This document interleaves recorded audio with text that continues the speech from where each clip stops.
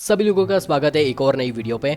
America और भारत के बीच में जो ट्रेड डील होने वाली थी लगभग दोस्तों फंस चुकी है अभी के टाइम पे। बहुत सारे आर्टिकल्स ने तो ये मेंशन करना शुरू कर दिया डील होगी नहीं तो बिल्कुल नहीं होगी, मतलब बीच का रास्ता यहाँ पे बिल्कुल बनता ही नहीं है। 2 महीने से भारत और अमेरिका के बीच में नेगोशिएशन चल रहे थे ट्रेड को लेके। अगर मैं थोड़ा बहुत इन डेप्थ में जाके बात करूँ तो 2 महीने पहले ट्रंप ने पूरी दुनिया पे ट्रेड वॉर छेड़ दी थी। उनका प्राइमरी टारगेट था चाइना और चाइना के कई सारे supply chain, for example Vietnam, Cambodia, जो पिछले ट्रेड वॉर में चाइना के साथ मिले हुए थे। 2 महीने पहले हमारे कॉमर्स मिनिस्टर बहुत ज्यादा एक्साइटमेंट में थे। ऑन दी अदर हैंड अगर आप पूरी दुनिया को देखोगे, ईयू तो पूरा भड़क गया था अमेरिका के इस फैसले को लेके। चाइना भी रिटालिएशन के नाम पे टैरिफ लगा रहा था, कनाडा भी इससे बहुत ज्यादा भड़का हुआ था। लेकिन भारत ही एक ऐसा मेजर इकोनॉमी है जिसने अपॉर्चुनिटी खोजी इस ट्रम्प के ट्रेड वॉर में। मतलब हमारे कॉमर्स मिनिस्टर और विदेश मंत्री ने ट्रम्प के साथ डील करने की यहाँ पे बात की और 2 महीने तक नेगोशिएशंस हुए भी।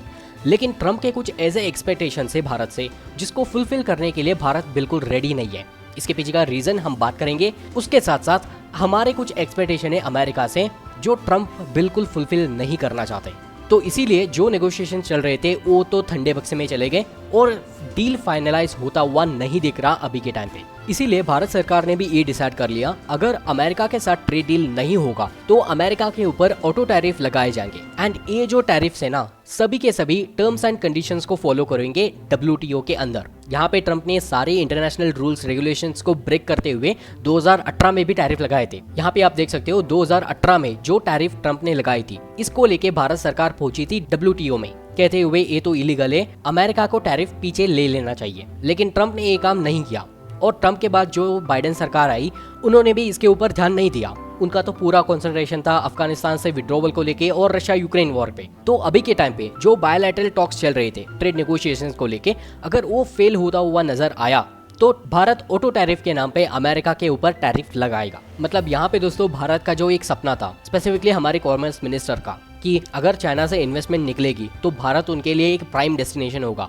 वो यहाँ पे सपना चूर चूर होते हुए दिखाई देगा। अभी हम दोस्तों बात करेंगे ट्रम्प एक्चुअली चाहते क्या है ट्रेड डील से, स्पेसिफिकली फ्रॉम भारत। ट्रम्प का यहाँ पे सबसे बड़ा डिमांड है कि भारत एक प्राइम डेस्टिनेशन होना चाहिए अमेरिका के एग्रीकल्चर प्रोडक्ट के लिए।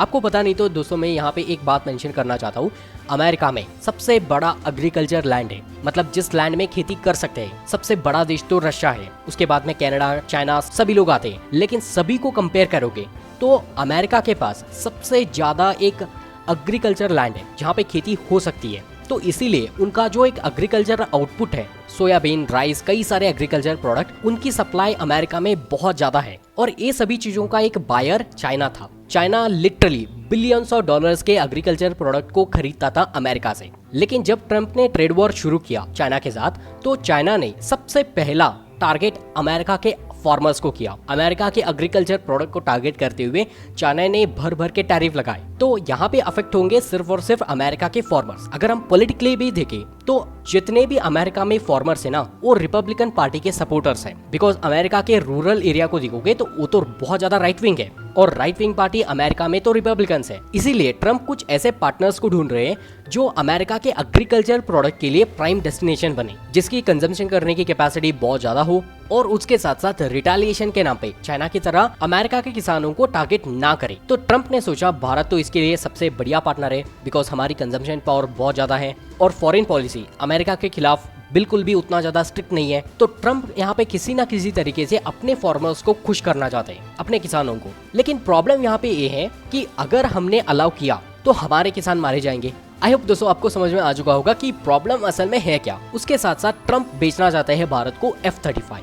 बहुत पहले से भारत लिटरली F-35 को लेके इंटरेस्ट नहीं था। उसके साथ साथ जब ये ब्रिटेन का F-35 सीन हुआ केरला में, तब तो लिटरली F-35 के ऊपर भरोसा उठ गया। बिकॉज यहाँ पे 2 चीजें, एक तो उसकी सॉफ्टनेस, मतलब एक तूफान आ गया और खराबी आ गई। अगर इसको इग्नोर भी करें तो जो स्टेल्थनेस है, मतलब F-35 तो एक स्टेल्थ फाइटर जेट है। लिटरली मैं यहाँ पे बता रहा हूँ भारत की मिलिट्री ने आराम से F-35 को खोज निकाला था। मतलब कहीं से कहीं तक F-35 एक स्टेल्थ फाइटर जेट है ही नहीं, बिकॉज वो तो भारत के रेडार में ऑलरेडी आ चुके थे।